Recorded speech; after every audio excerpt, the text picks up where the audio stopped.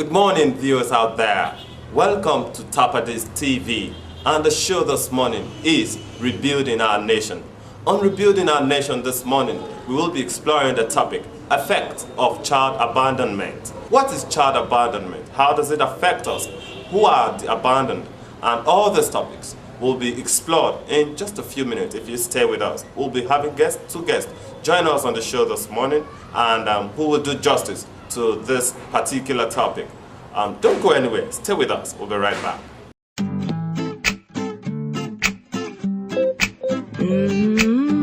Welcome back to Topadis TV, and the program is Rebuilding Our Nation.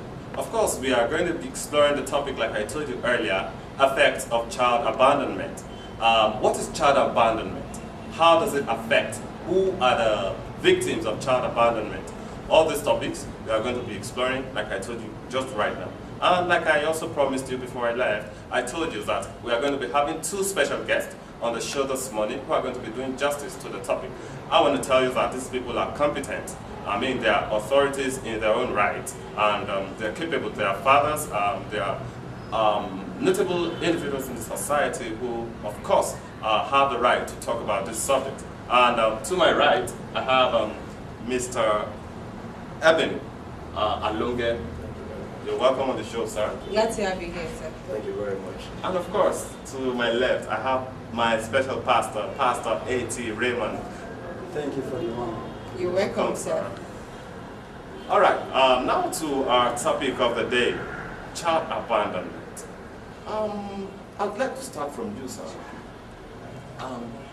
What is child abandonment? How can you define it? Okay, well, to start with the word abandonment, abandonment means to disengage, to desert, to leave alone, to withdraw. So if you apply that to a child, it means to withdraw from something, could be anything. So if you want to apply that to a child or children, it means when a parent or a guardian, because it does not necessarily mean it has to be a parent. People have a guardian, somebody's dead.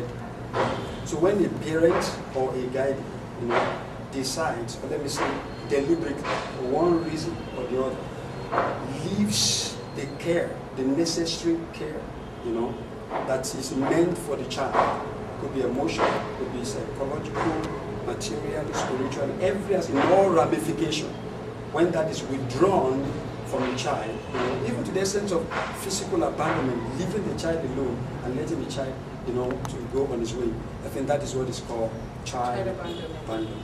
Sir, you, Pastor Etiremon said something about physical abandonment. What do you say about physical abandonment?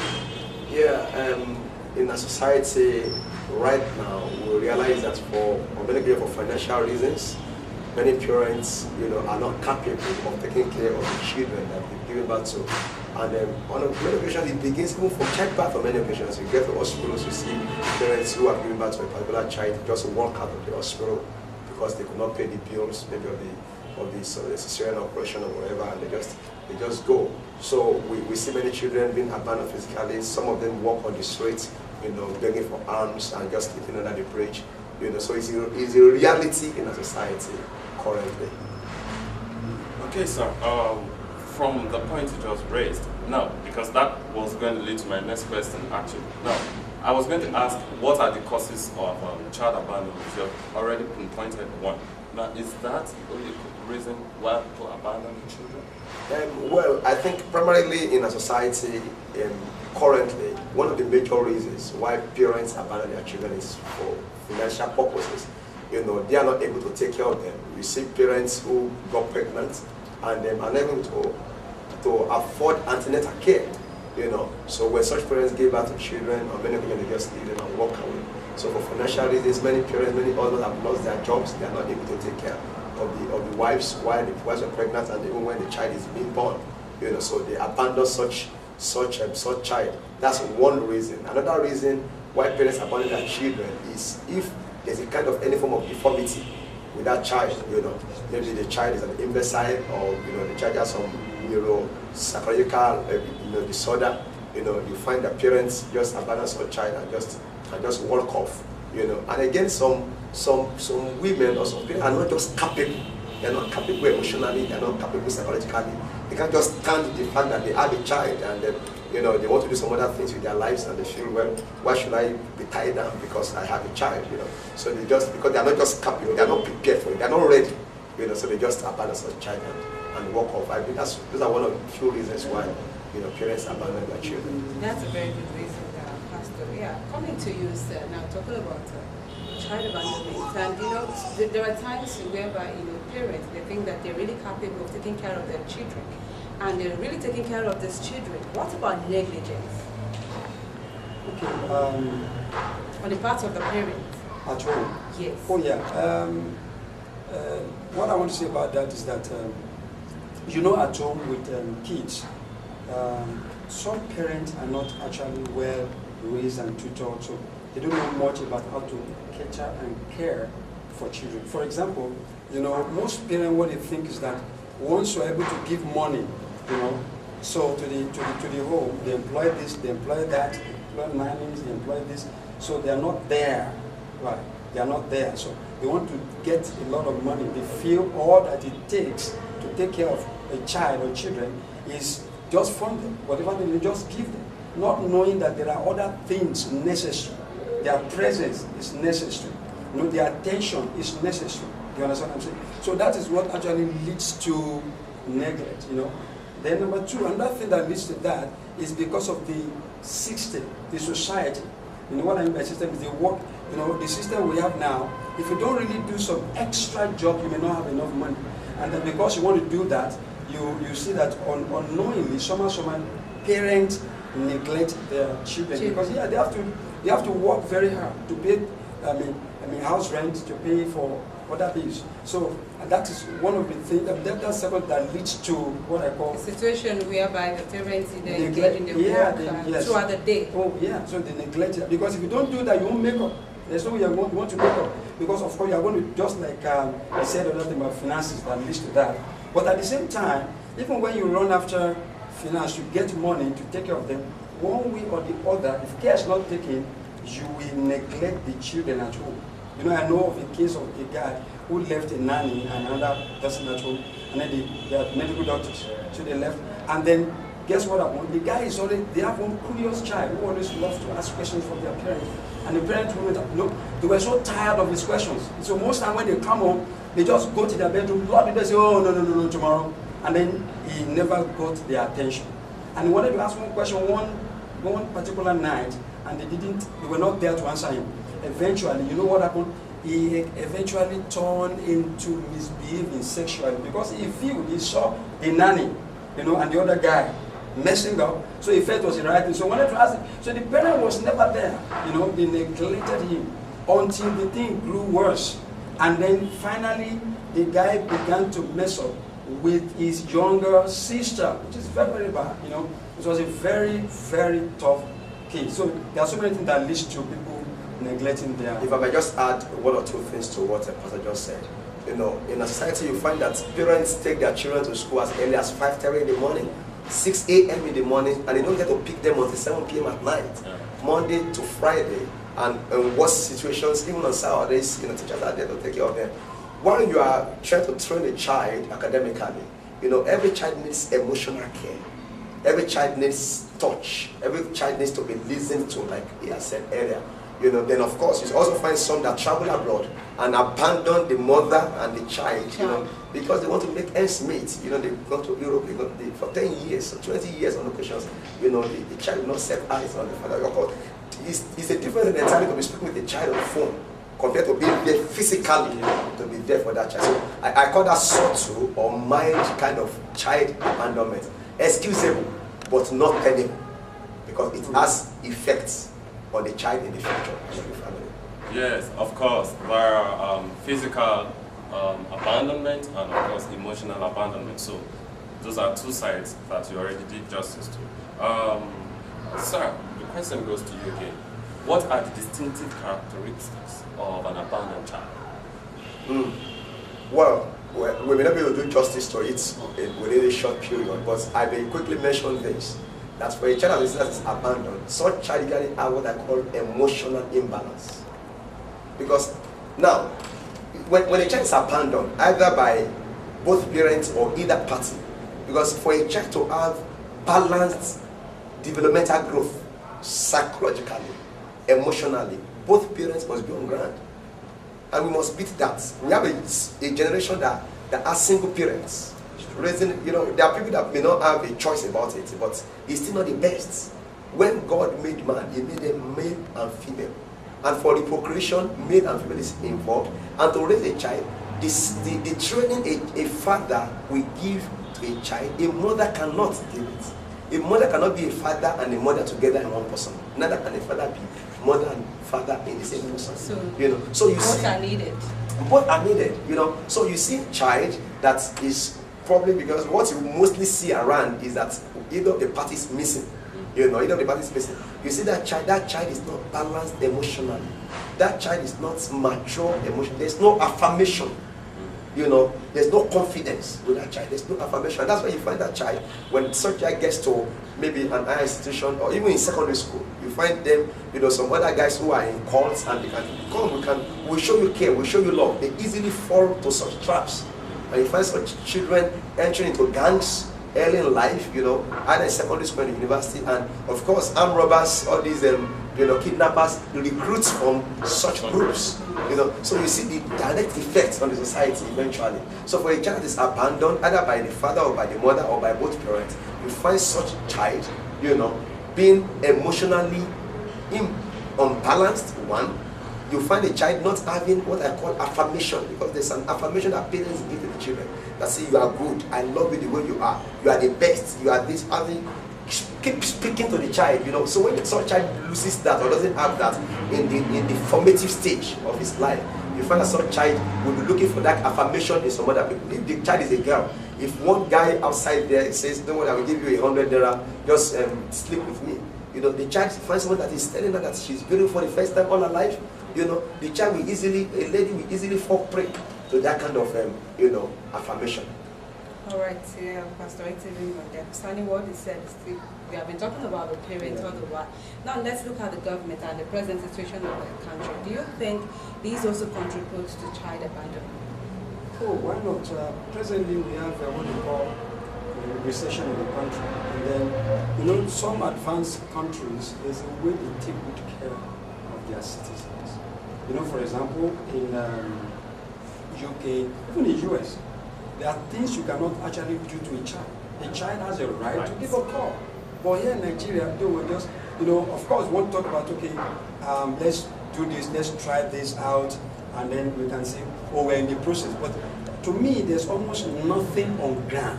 You understand? To say, okay, what I'm saying, that we can excuse Nigeria and say, okay, Nigeria is just a developing country. But there's almost nothing on ground.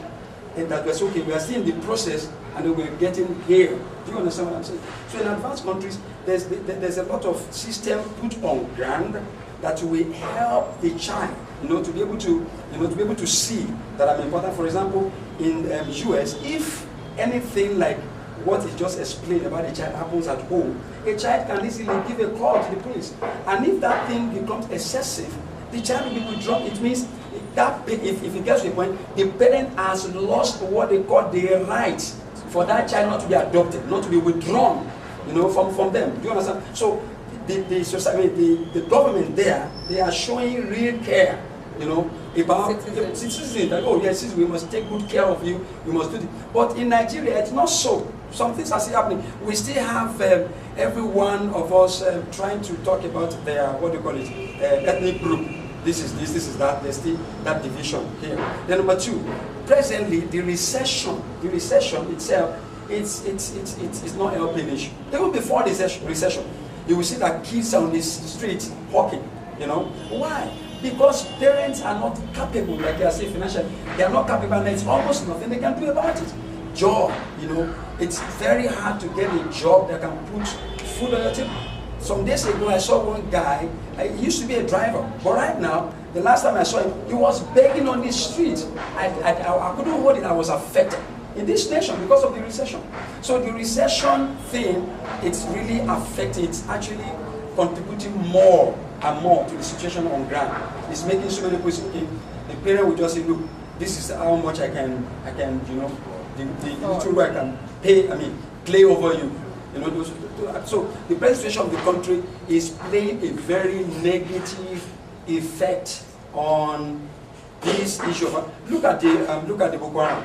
You know, it's just you know, it's just educating people. You just give them education. You understand?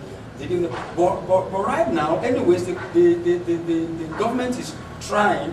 Why? In order to give what we call free food to attract kids to school right now. So that if they do So that, they won't fall into wrong hands. That's one of the, because if you're not able to afford, you know, education of your child, it's part of things that can lead to that. Yeah. That can make children begin to misbehave. So I think the present situation of the nation is actually contributing negatively to it, though the nation is also trying to do something to bring back this, which is too minute to me. To me, it is too minute to bring a stop to this case. Okay, sir. From that point you just raised, I think the onus still rests back on the government. I was going to say that do we have, because in advanced countries like you just mentioned, do we have any legislations on ground for that establishes the rights of a child? Because before we go into talking about parental control, where you know you can childbirth control and all of that, because if these laws are on ground and you know that they are punishable and you know all of that, you would want to be more careful with even giving birth to a child, because you know that if I don't take care of this child, I'm liable to punishment by the law. Now, is there a child's rights law in Nigeria? Why not? If a child's right law is not in Nigeria, then I don't want to see Nigeria as a good nation. But our country is a good nation. But the problem is, you know, we have different levels of government and different parts of the government. You know, the law enforcers, there's a problem there. You know, there's one thing to enact a law, there's another thing to enforce the law, to see it get to the root. That's the problem. And that stage of enforcement is where the problem lies. That stage of enforcement is where the system, where I will not totally blame the law enforcers also. Because if they have enough things, look at the issue of Evans. It was just recently that he was arrested. Why? What do you think was responsible? Because of one of the gadgets that was given to the IG. If you have enough things on ground, do you understand? Then they'll be able to work well. The law will be, look at somebody, there's a lawyer, just this morning, a lawyer already is ready to sue the government on the issue of Evans. Why? He said some of the things they did concerning that guy is even wrong. That's what I said. No, the society didn't like that. You know, they say, oh no, you shouldn't have said somebody who did so badly. Why will you still be a lawyer to stand? But the truth is, the truth of the matter is that any country that you have a law, you know, must be followed. For the fact that the guy has done bad, he should be pursued according to the law, not wrongly. Do you understand what I mean? It's like telling somebody, oh, he has stolen, and then the society will just give, oh, he has stolen, so let's kill him. That's wrong, that's against the law. And the lawyer is standing and said, no, it's wrong, you shouldn't have done that. And somebody says, oh, but he stole. But why should you do it that way? So I think the law enforcement, you know, that's that part, enforcing law, something has to be done.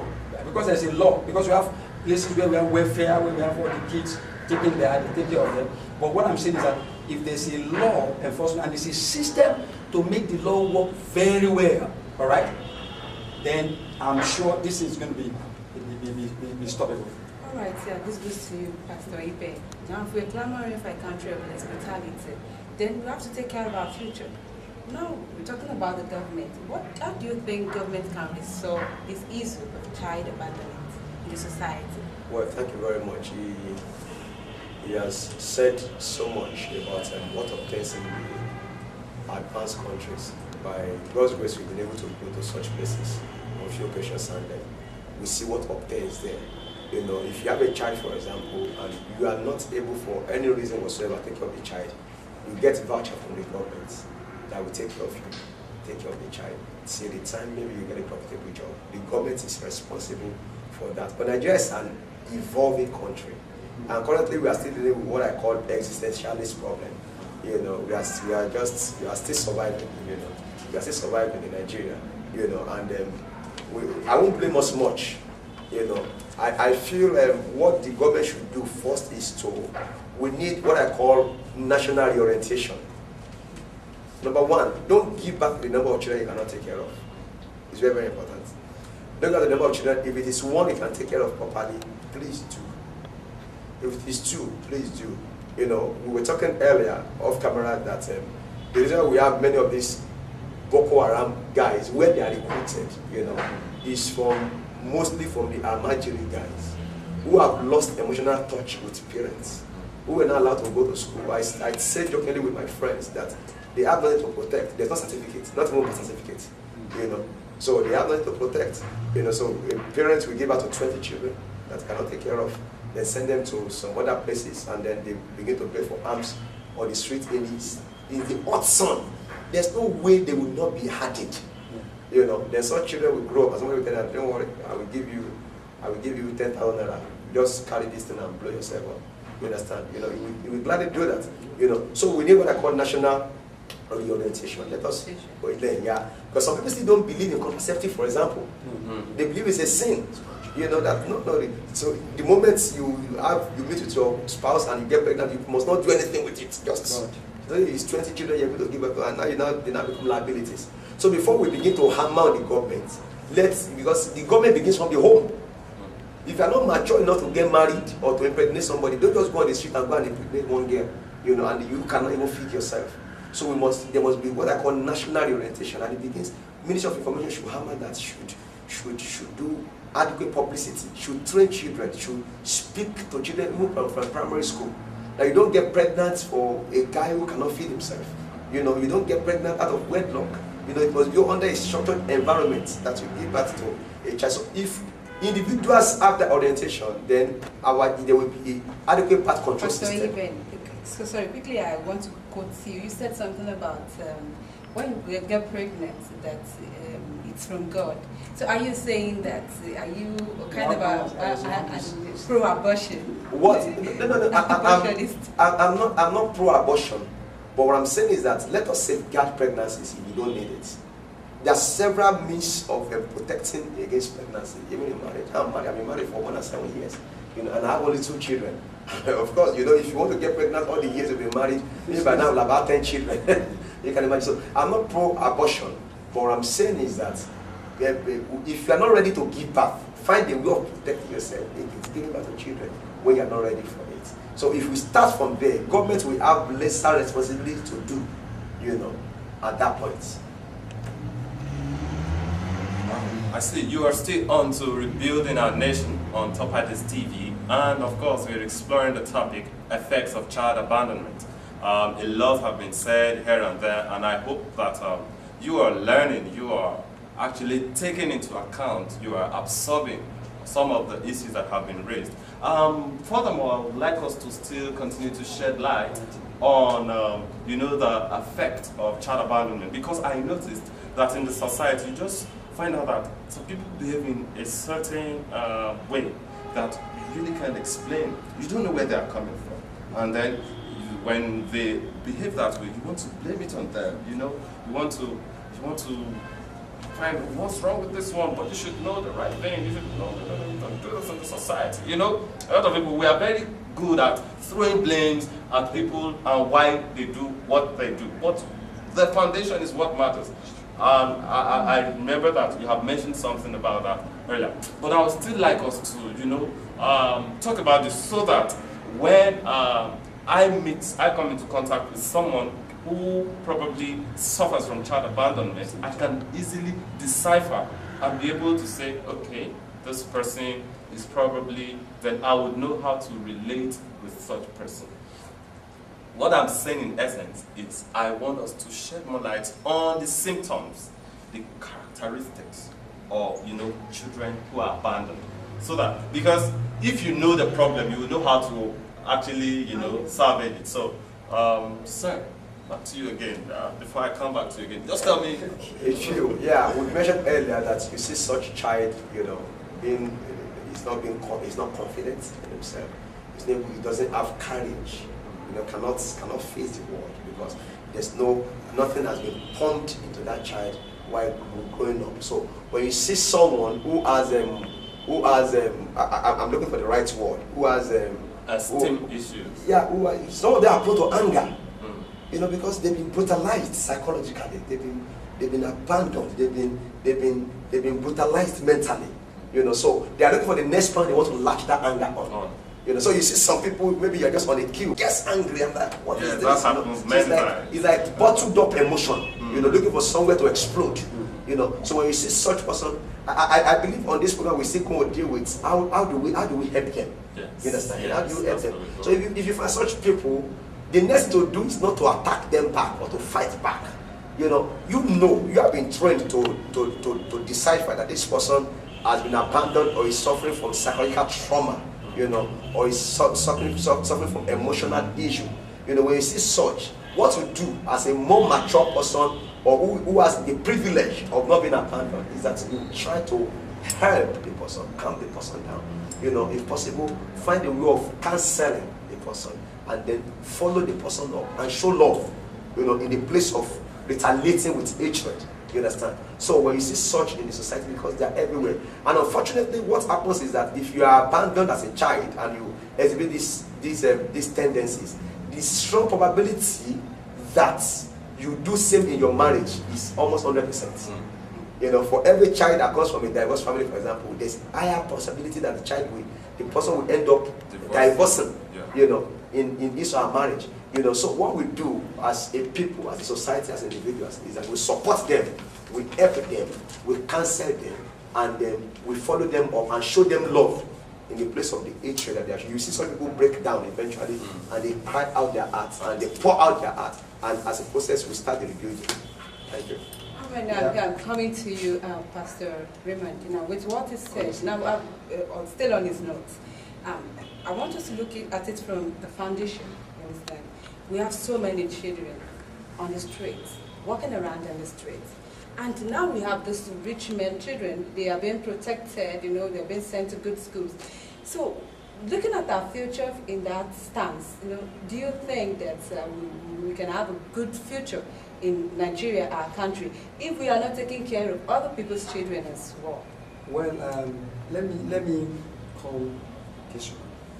You know, when I was talking, there was something I wanted to mention. There is a case of what we call latchkey. The latchkey kids. See, the advanced stage of latchkey is what you call abandonment, total abandonment. And now, the children of rich men also, they manifest history. Because their parents are rich, we need to really understand this thing. Look at you know, there was a situation whereby, you know, these children of the rich men, they are well properly been taken care of. And in future, they are there. But we still have those children that are not being taken care of as terrorists in future. I understand. Let me so that means the country is still in the same way. Mutalab's dad is a rich man. You see, that's what I'm saying. Children with rich parents even suffer it more. Yeah, that's where I'm going. You understand the point I'm trying to strike? I think the difference really is the emotional part. Because, you know, poor children are more vulnerable to being abandoned because their parents cannot cater for their daily needs. You mentioned earlier, the feeling, the affection that the parents need to show to the children, it's not there. So what happens? You know, the major thing, let me see, the major thing, we have to differentiate. You see, the real abandonment, which involves physical, it is the poor that suffers the most.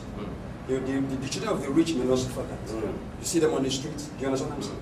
But the latchkey, you know, the latchkey kids, the rich also suffer that. You know, there's a thing I normally watch in Galaxy, and then maybe Core TV, you know, when you have to have their news. If you look at their intro, you know, I've always not liked that. Why? Because it showcases a kind of mess, the way our House of Rep and the rest misbehave. Have you seen cases where they carry the mess and they begin to carry chair? That is a manifestation of what we're talking about. It's a manifestation of it.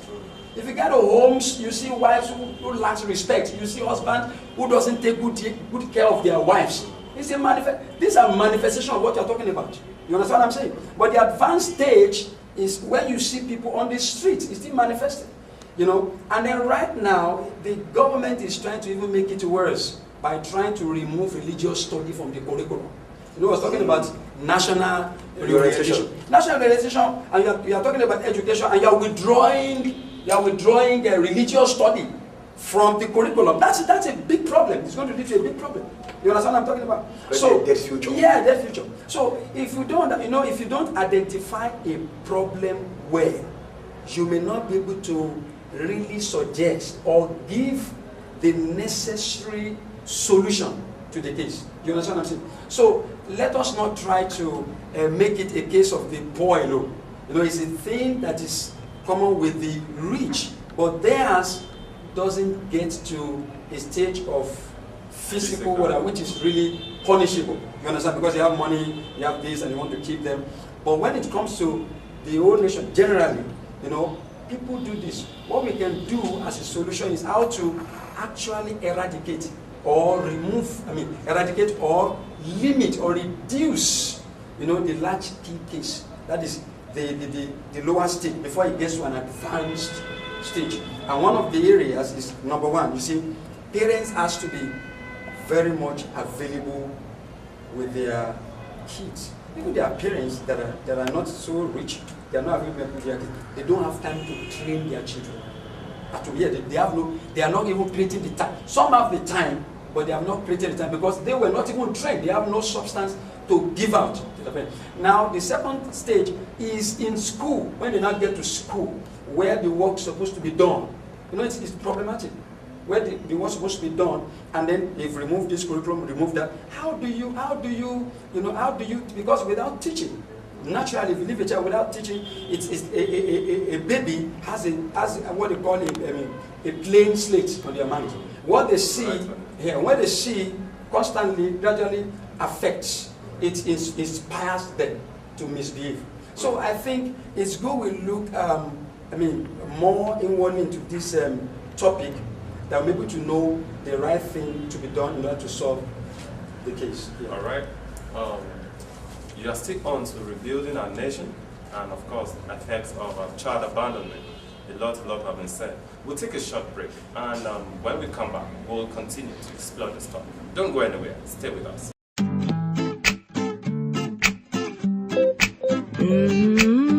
Welcome back to the show, Rebuilding Our Nation, of course, on Topadis TV. And we're still exploring the topic, effect of child abandonment.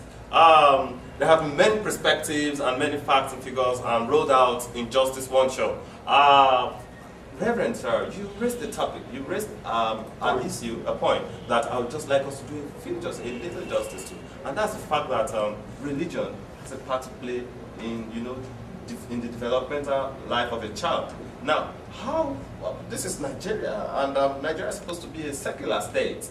Now, what are the effects of religion? Do you want to chip it in? What is the effect of religion in giving a child a wholesome training, a wholesome life? I'm very glad you mentioned it because this is more or less like my area too. You know why? Religion, it's like my side, it gives what they call moral value to kids. So when that is withdrawn, to me, it's like withdrawing God from a child's life. Withdrawing what I call an umpire. What is taught at religious level is like an umpire to your mindset. You know what I mean by an umpire? When you have a referee on a football field and you play wrong and the referee blows, bah, it means he stops you. So the moral values taught in schools or by the religion is what acts as umpires. It makes you think, no, I must not do this. It makes you think, no, I must not do that. So when that is withdrawn, then you may think, okay, go to religious and that, but that's not going to be enough. People have more hours in schools than even at home sometimes. Not to talk of going to Germany, how they spend in their religious centers. So if you do that, withdrawing like the case that is, it's very hot right now in the country, removing CRS from the curriculum. It's a dangerous thing because I'm telling you, to me, I am not happy. But sometimes I just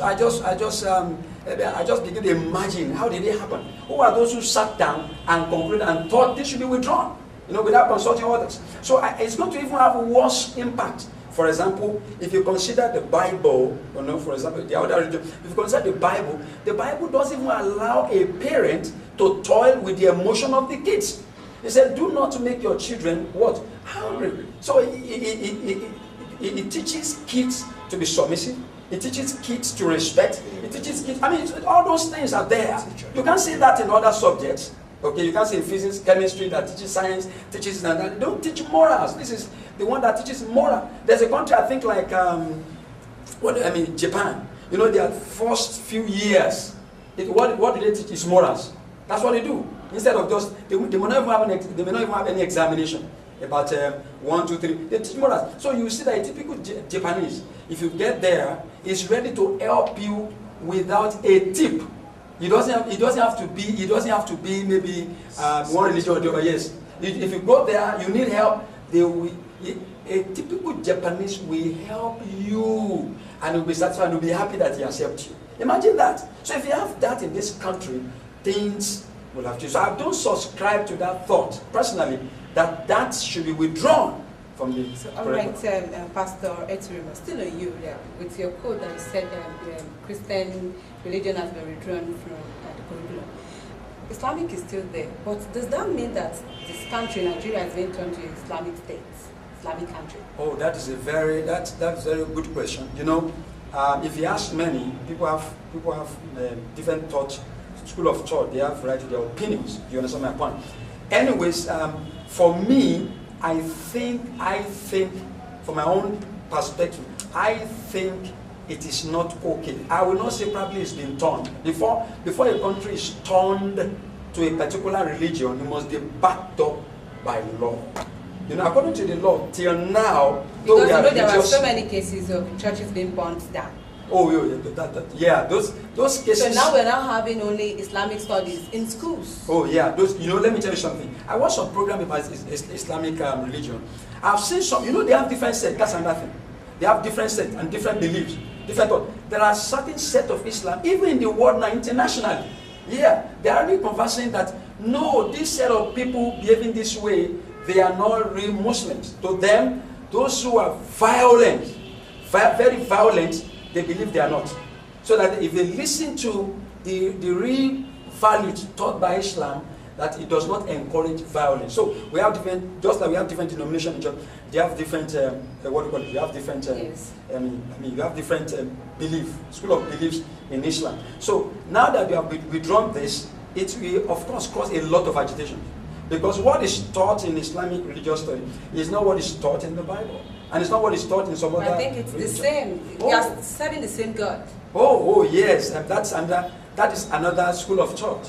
For some, they believe we are serving the same, or this is not religious. For some, they believe we are serving this. But I'm a pastor. I know what is written in the Bible. You understand what I'm saying? And I want to say that if you compare and contrast, you have differences. That's what I was saying. You have a lot of differences between the two. Wow. It's been an exciting time, and of course, if we have to dwell on that topic, I'm sure the whole day is not enough to dissect it. It's very powerful message.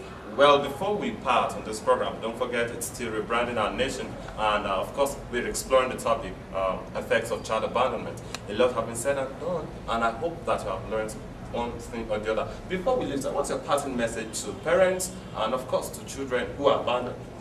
Well, I'm a pastor. The Bible says that train up a child in the way he should go. When he is old, he will not depart from it. I want to advise that money is not everything. Money is good, but money is not everything. While we're pursuing money, looking for how to financially take care of a child, we must recognize and know that our children also need our emotional and physical presence. And that for those who are thinking of abandoning their children, they should not lose hope. They should trust in God. They should believe that what is not enough today will be more than enough tomorrow. And the child they are planning to abandon may be the doctor that will rescue you in the future, maybe the lawyer, maybe the president. Any child, there's always a king in every kid, and you can never tell it. It's only God that knows what the child will become. So don't abandon your child. Husband, don't abandon your family and run away. Stay with them. Whether they storm together and grow together, the children won't neglect you when they grow old. They will still see you as their father will stay with them. Thank you very much. And Pastor Raymond, the license. Yeah, I would not like to repeat what he has said. He said something very good. I would like to channel my advice to the government, honestly. Right now you'll be hearing about the Igbo trying to do this, other Igbo raising it. you will still have more agitations. If we don't really take special care of all these things, like withdrawing the CRS from the curriculum is not something good at all. You know, you should realize that this country is a secular nation. If we want to have a good rule, we pray. We pray for the country, we pray for leaders, we pray for people because we want good governance. So I want to advise the government that they should do something that is worth it, something just, something that will make the whole citizen, you understand, to make the whole citizen to be taken, you know, into cognizance when it comes to their planning, their goals, it's the execution of their goals. That's just the reason I want to pass across to the government. We want to thank you so much for joining us on the show today. My special thanks goes to Pastor Raymond. Thanks for coming on the show. Really appreciate you. For Pastor Ibe. We are so glad to have you. We are sure and we hope that the next time we're going to come on the show, you will definitely honor us with your presence. All right, this is where we're going to wrap it up this morning. And if you have really watched this, make sure you don't leave without pressing the click like and also leave your comment.